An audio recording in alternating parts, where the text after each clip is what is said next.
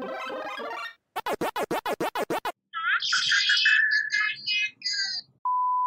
不要订阅按赞这个频道，先去订阅按赞原作者。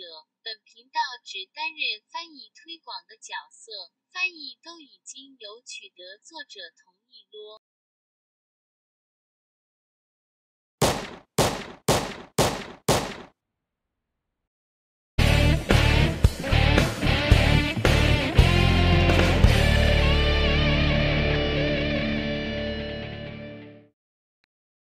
I was recently asked a great question. What movement is better for athletic performance? Sumo deadlifts or conventional deadlifts? The answer is conventional all the way. So before I explain why, let me explain to some of you who may not understand what the difference between a sumo deadlift and a conventional deadlift is.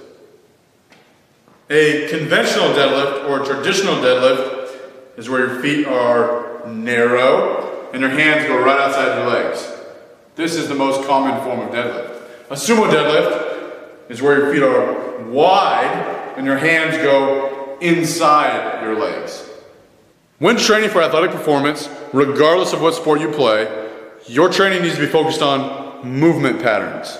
You need to press, squat, pull, bend, twist, lunge, sprint, whatever other movement patterns there are. So you need to focus on these movement patterns. Some examples of them: bench press, overhead press, push-ups are all forms of presses. Squats, front squats is a squat pattern. Pull-ups, dumbbell rows, barbell rows are all pulls. A conventional deadlift could be considered a pull, but more technically it's a bend. It is a bend pattern. So you need to do traditional or conventional deadlifts in order to work the bend pattern in your training. A sumo deadlift resembles more of a squat than it does a conventional deadlift. When you're doing a deadlift with a conventional stance, you have to bend forward, grab the weight, your low back, glutes, and hamstrings pick you back up. In a sumo deadlift, your feet are wide, you push your knees out, and you sit straight down. So there really is no bending forward. Your torso is upright. You want to maintain an upright torso the whole time, and you're using your legs to lift the weight up. Whereas in a conventional deadlift, you're using a lot more back, hamstrings, glutes. Don't get me wrong, there is a lot of leg drive in a conventional deadlift, but it's not nearly as important as in a sumo style deadlift. The only people that should be doing sumo deadlifts or should be putting sumo deadlifts into their training as a meat and potatoes deadlift are powerlifters.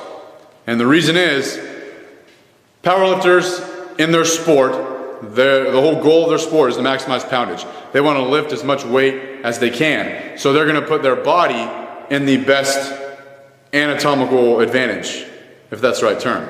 So people that sumo deadlift in powerlifting usually have longer torsos in relation to their legs. Long torso, short legs. So anatomically, the way their body type is, the way they're built, they are able to pull more weight in a sumo style rather than bending forward in a conventional style. So that's the only reason that they do sumo deadlifts. So, long story short, blah, blah, blah, conventional deadlifts are the way to go. They're the best tool for strengthening your hands, your traps, upper back, spinal erectors, lower back, glutes, hamstrings. With that said, I don't want to completely discredit sumo deadlifts. I think they do have a place in training. I think that you should focus mainly on a traditional or conventional deadlift for athletic performance, and then after that, do some sumo deadlifts, lightweight, higher reps. This is good for hip flexibility because your legs are so far out, right? Most people don't have great hip flexibility.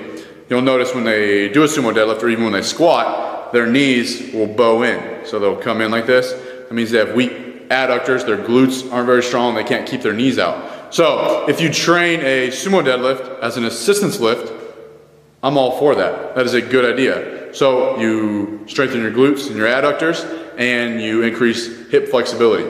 But if you want to get strong, I'm talking really strong, you need to do conventional deadlifts. So that's it, my friends. I hope that helped and I hope it made sense. Always remember, train untamed.